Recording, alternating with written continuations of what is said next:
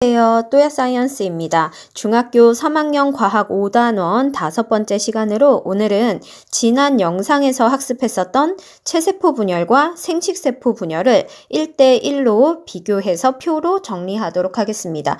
유튜브 하단에 더보기를 클릭하시면 필기 PDF 자료를 다운받을 수 있는 링크가 있습니다. 자료를 다운받아서 함께 필기하며 학습하시기 바랍니다. 자, 그럼 시작하겠습니다. 먼저 일어나는 장소가 체세포 분열과 생식세포 분열이 다릅니다. 체세포 분열은 생식세포를 생성할 때를 제외한 온 몸을 구성하는 모든 세포들이 체세포 분열의 방식으로 세포수를 늘려갑니다. 단 생식세포는 제외입니다. 생식세포가 생성될 때는 어떤 분열 방식을 하냐? 생식세포 분열 방식으로 생성이 됩니다. 생식세포 분열이 일어나는 장소는 따라서 생식기관인 인간으로 따지면 남성의 정소, 여성의 난소에서 일어납니다. 분열 횟수도 달라요. 체세포 분열은 1회 분열이에요. 그래서 간기 한 번, 그리고 분열기 한 번 이렇게 하면 2개의 딸세포가 생기고 다시 간기로 진입을 하거든요. 그런데 생식세포는 2회 연속 분열이에요. 그래서 우리가 이것을 감수 제1분열 그리고 감수 제2분열로 구분을 했죠. 자, 이때 특징이 뭐냐면 체세포 분열이 일어날 때 양극으로 분리되는 대상이 누구냐? 염색 분체입니다. 염색 분체가 양극으로 분리돼요. 자, 그런데 생식세포 분열 때에는 감수 제1분열 때는 상동염색체가 양극으로 분리됩니다. 상동염색체가 양극으로 분리된다는 말이 무슨 말인지 모르는 학생들은 지난 영상을 가서 다시 한번 공부를 하셔야 합니다. 그리고 감수 제2분열 때는 염색 분체가 분리돼요. 체세포 분열처럼. 자, 그 다음에 생성되는 딸세포의 수는 체세포 분열은 한 번 일어났을 때 2개의 딸세포가 생기는데 생식세포 분열은 2회 연속 분열이기 때문에 감수 제1분열에 의해서 2개가 생기고 바로 이어서 감수 제2분열이 일어나니까 총 4개의 딸세포가 생성됩니다. 자, 이때 체세포 분열에서 생성된 딸세포 2개는 유전적으로 동일하다라는 특징이 있고요. 이 2개끼리도 동일하지만 모세포와도 유전적으로 동일합니다. 반면에 생식세포 분열에 의해 생긴 이 4개의 딸세포는 유전적으로 다양한 특징이 있다. 이 4개끼리도 다양하고 이것이 모세포의 유전 정보와도 다른 그런 특징을 갖고 있습니다. 그래서 자, 인간으로 따지면 난소에서 생식세포 분열이 한 번 일어나면 이제 4개의 생식세포가 생겨요. 그 중에 물론 3개는 퇴화되고 하나만 난자로 남는 거긴 하지만 어쨌든 이 4개의 생식세포에 들어있는 유전 정보가 다 다르다라는 것입니다. 자, 그 다음에 체세포 분열과 생식세포 분열에서 가장 큰 차이는 바로 이가염색체가 형성되는지 여부입니다. 체세포 분열에서는 이가염색체가 형성되지 않아요. 그런데 생식세포 분열에서는 이가염색체가 형성이 됩니다. 언제 형성이 되냐? 바로 감수 제1분열 때.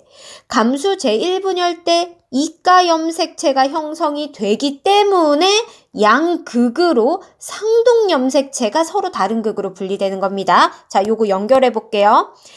감수 제1분열 때 이가염색체를 형성합니다. 전기 때 형성이 돼요. 그랬다가 후기 때 분리될 때 이가염색체가 형성되었었기 때문에 상동염색체가 양극으로 분리가 된다라는 것입니다. 자, 그 다음에 염색체 수의 변화를 보겠습니다. 체세포 분열에서는 염색체 수가 변화하지 않습니다. 자, 그래서 모세포로부터 2개의 딸세포가 생기죠. 자, 인간으로 따지면 모세포에 46개의 염색체가 들어있거든요. 그런데 딸세포들도 각각 46개의 염색체를 갖게 됩니다. 자, 이 이유는 무엇이냐면, 다른 색깔로 연결해 볼게요. 이 이유가 무엇이냐면, 체세포 분열에서는 염색 분체가 분리되기 때문입니다. 자, 보십시오. 요렇게 염색체는 2개의 염색 분체를 갖고 있는데, 요런 기준선에 의해서 양쪽으로 염색 분체가 끌려가게 됩니다. 이런 염색체가 인간의 경우 몇 개 있다? 46개 있다. 이렇게 46개가 배열됐다고 생각해 보십시오. 따라서 왼쪽으로 모인 덩어리들도 46개, 오른쪽으로 모인 덩어리들도 46개. 따라서 모세포가 46개의 염색체를 갖고 있었다면 염색 분체가 분리되기 때문에 딸세포들도 46개로 염색체 수가 변화가 없는 것입니다. 물론 유전 물질의 양은 반으로 나뉘어지겠죠? 그런데 다행히 간기 때 DNA는 복제됩니다. DNA가 복제된 것이 양쪽으로 나눠졌으니까 DNA 양도 원래대로 회복이 된다 생각하시면 됩니다. 반면에 생식세포 분열에서는 염색체 수가 반으로 줄어들어요. 자, 그래서 보십시오. 모세포가 있고요. 감수 제1분열을 거치면 딸세포가 2개가 생기고요. 감수 제2분열을 거치면 딸세포가 4개가 생깁니다. 자, 이때 인간으로 따지면 모세포의 염색체가 46개 있어요. 자, 그런데 감수 제1분열을 거치면 23개를 나눠 갖게 됩니다. 감수 제1분열, 제1분열 때 이렇게 염색체 수가 반으로 줄어들게 되는데 그 이유가 무엇이냐면 색깔칠 다시 해볼게요. 감수 제1분열 때 염색체가 반으로 줄어드는 이유는 바로 상동 염색체가 분리됐기 때문입니다. 자, 무슨 소리냐? 상동 염색체라는 건 크기와 모양이 비슷한 하나는 아빠로부터, 하나는 엄마로부터 받은 두 염색체죠. 자, 얘네들이 이가 염색체를 이렇게 형성한 상태에서 양극으로 이렇게 끌려가게 됩니다. 인간의 경우 염색체 수가 총 46개, 즉 이가 염색체가 몇 개가 생기냐? 23개. 따라서 왼쪽으로 모인 염색체들 합치면 23개, 오른쪽으로 모인 염색체들 합치면 23개. 이게 감수 제1분열 때 일어나는 일입니다. 자, 그래서 모세포 46개의 염색체는 상동 염색체가 분리되는 감수 제1분열을 거치고 나면 23개로 염색체 수가 줄어들게 되고요.